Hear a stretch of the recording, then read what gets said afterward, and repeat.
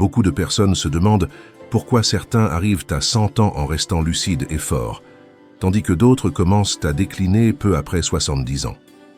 La clé ne réside presque jamais dans une grande maladie soudaine, mais plutôt dans de petites habitudes quotidiennes qui paraissent inoffensives, mais qui, avec le temps, usent le corps et l'esprit.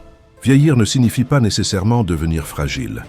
En réalité, après 70 ans, il est possible de vivre des années pleines, sereines et en bonne santé si l'on évite certaines erreurs courantes. Le problème est que de nombreux seniors conservent des habitudes quotidiennes qui, sans s'en rendre compte, réduisent leur vitalité et écourtent leur espérance de vie.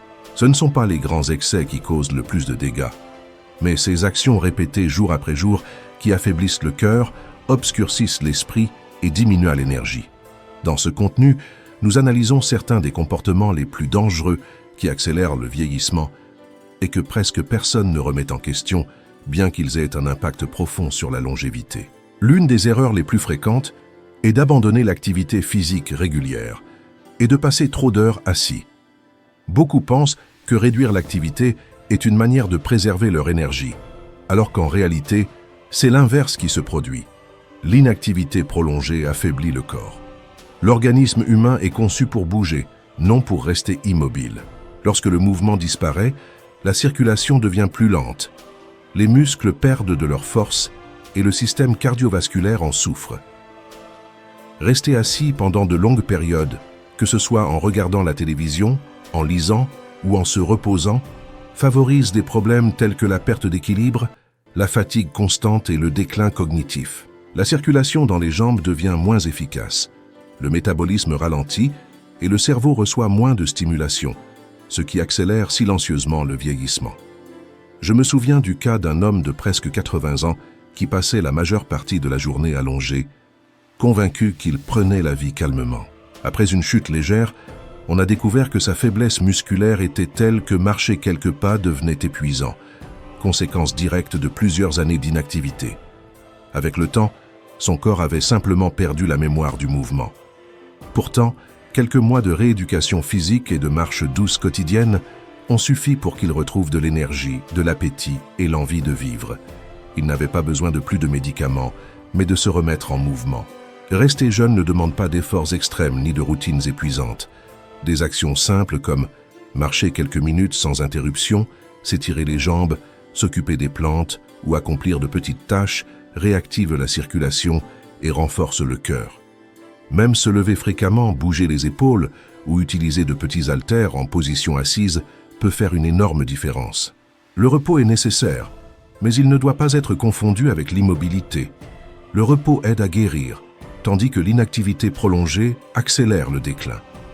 Le corps fonctionne comme un rythme constant. Lorsqu'il reste en mouvement, il répond par une plus grande vitalité. Une autre erreur fréquente est de négliger l'hydratation et de se fier uniquement à la sensation de soif. À partir d'un certain âge, ce signal naturel devient moins fiable, ce qui signifie que lorsqu'il apparaît, le corps peut déjà être déshydraté.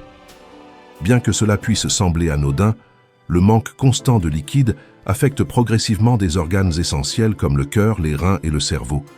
Lorsque l'eau manque, le sang s'épaissit, le cœur travaille davantage et la pression augmente, provoquant fatigue, étourdissement et une sensation générale de faiblesse. Beaucoup de personnes âgées pensent avoir besoin de moins d'eau parce que leur rythme de vie est plus lent. Mais l'organisme continue de perdre des liquides, même au repos, et certains médicaments accentuent cette perte. Je me souviens du cas d'une femme âgée qui s'est évanouie en s'occupant de son jardin. Elle pensait que le thé suffisait, sans savoir que certaines boissons favorisent l'élimination des liquides. En augmentant régulièrement sa consommation d'eau, sa tension s'est stabilisée, les malaises ont disparu et elle a retrouvé de l'énergie. La clé est de boire de petites quantités de façon constante tout au long de la journée, de faire de l'hydratation une habitude simple et de s'appuyer aussi sur des aliments riches en eau comme les fruits, les soupes ou les infusions légères. Boire des liquides également l'après-midi et avant de se coucher, sauf indication médicale contraire, peut faire une énorme différence pour la santé. Maintenir une bonne hydratation est l'une des manières les plus simples et accessibles de prendre soin de son corps au fil des années. Cela aide à conserver une peau souple, des articulations agiles un esprit éveillé et un système cardiovasculaire équilibré. Bien souvent, la différence entre une fatigue constante et une sensation de bien-être commence par quelque chose d'aussi basique qu'un verre d'eau. Si ces idées vous sont utiles et que vous continuez à suivre ce contenu, votre soutien est précieux pour que nous puissions continuer à partager des informations qui inspirent et favorisent le bien-être. Une autre erreur qui affecte profondément la longévité est de négliger la gestion du stress et des émotions. Beaucoup de personnes âgées ont appris à taire ce qu'elles ressentent, croyant que supporter en silence est un signe de force. Pourtant, ignorer la tristesse, la colère ou l'inquiétude ne les fait pas disparaître. Au contraire, cela les transfère au corps. La tension émotionnelle prolongée a un impact sur le cœur, le cerveau et le système immunitaire. Lorsque les émotions sont réprimées, l'organisme reste dans un état constant d'alerte, libérant des hormones du stress qui, avec le temps, endommagent les artères, affaiblissent les défenses et accélèrent l'usure physique. De nombreux problèmes courants du vieillissement ne sont pas causés uniquement par l'âge, mais par des années de charge émotionnelle non résolues. J'ai connu le cas d'une femme retraitée qui, après une perte importante, semblait aller bien aux yeux des autres, mais dont la santé s'est lentement détériorée. Ce n'est que lorsqu'elle s'est permis de parler, de partager sa douleur et de recevoir du soutien que son corps a commencé à réagir positivement. Exprimer ce que l'on ressent n'affaiblit pas, cela libère. Cela permet au système nerveux de se détendre et au corps d'initier des processus de récupération. À ce stade de la vie, le calme émotionnel n'est pas un luxe, c'est une forme de soin. Vivre plus longtemps et en meilleure santé implique aussi de lâcher les ressentiments, d'alléger les charges intérieures et d'avancer avec légèreté, comme le font souvent de nombreuses personnes très âgées, qui conservent la joie, la curiosité et une attitude souple face à la vie. Une autre habitude risquée consiste à manger trop peu ou à sauter des repas dans l'idée de rester léger.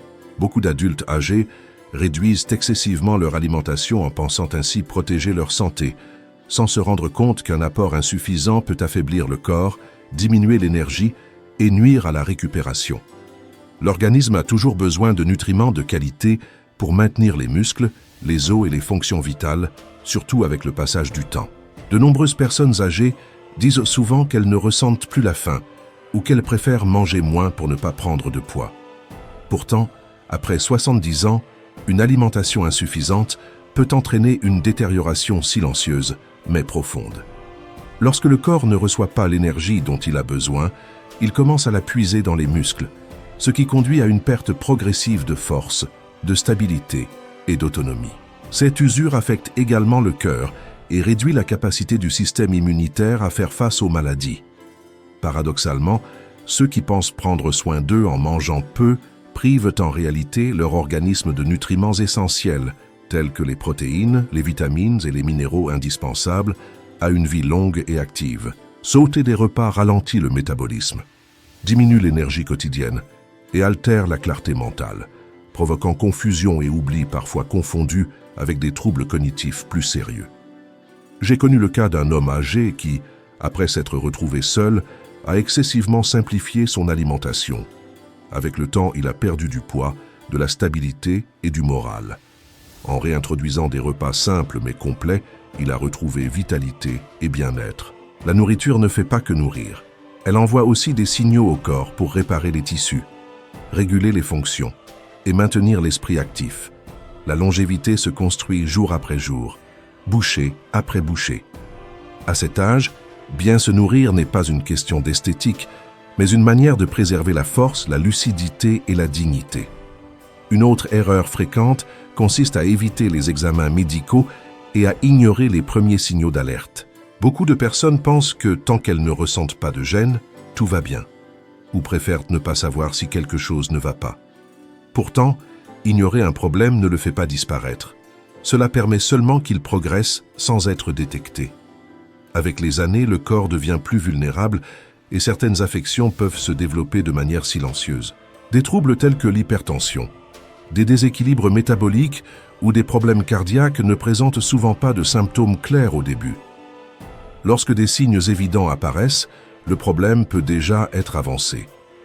Les contrôles préventifs permettent de détecter ces situations à temps est non seulement de prolonger la vie, mais aussi d'en préserver la qualité. Des examens simples peuvent révéler des déséquilibres avant qu'ils ne deviennent graves. Prendre soin de soi, c'est aussi observer, écouter son corps et agir de manière anticipée, plutôt que de se fier uniquement à une sensation passagère de bien-être. Certaines personnes pensent que consulter fréquemment un médecin ne fait que générer des inquiétudes inutiles ou des dépenses évitables. Pourtant, ces quelques consultations par an font souvent la différence entre maintenir un problème sous contrôle ou le laisser évoluer sans frein. La véritable fonction de la médecine préventive n'est pas d'alarmer, mais de protéger l'autonomie et la qualité de vie. Je me souviens du cas d'un homme proche de 80 ans qui avait évité pendant des années les examens par peur de recevoir de mauvaises nouvelles. Un jour, il a subi un malaise soudain et a alors découvert qu'il vivait depuis longtemps avec une hypertension dangereuse et des problèmes rénaux naissants. S'il avait agi plus tôt, une grande partie des dommages auraient été réversibles. Reporter les soins a eu un coût élevé en années de bien-être. Ignorer des signes apparemment mineurs, tels qu'une fatigue persistante, des douleurs thoraciques, des changements urinaires ou une toux qui ne disparaît pas, est une autre forme silencieuse de négligence. Ces signaux sont le langage du corps qui demande de l'aide. Lorsqu'ils sont justifiés par des phrases comme « c'est normal avec l'âge » ou « ça passera », on néglige un avertissement précieux. Ce manque d'attention coûte plus de vies que bien des maladies graves. Bien qu'elle ne soit pas parfaite, la médecine actuelle offre des outils qui n'existaient pas auparavant. De simples contrôles peuvent détecter des anomalies à temps et éviter des complications majeures. Même les soins dentaires jouent un rôle important dans la santé générale. Chaque examen compte, et ces petits pas peuvent se traduire par de nombreuses années supplémentaires de vie active. Le médecin n'est pas un adversaire, mais un allié. Poser des questions, s'informer et suivre des contrôles est une marque de respect envers soi-même. Le corps est un investissement à long terme, et en prendre soin n'est pas de la peur, c'est de l'intelligence. Vivre longtemps n'est pas une question de hasard, mais d'attention constante et de la capacité à écouter avec courage ce que le corps cherche à dire. Merci de nous avoir accompagnés jusqu'ici. Nous serions ravis de connaître votre avis, de savoir quel enseignement vous en retirez et comment vous pensez l'appliquer dans votre quotidien. Votre participation nous motive à continuer à créer des contenus informatifs et inspirants. Si cette vidéo vous a été utile, soutenez-la avec un j'aime, abonnez-vous et partagez-la afin que davantage de personnes puissent en bénéficier.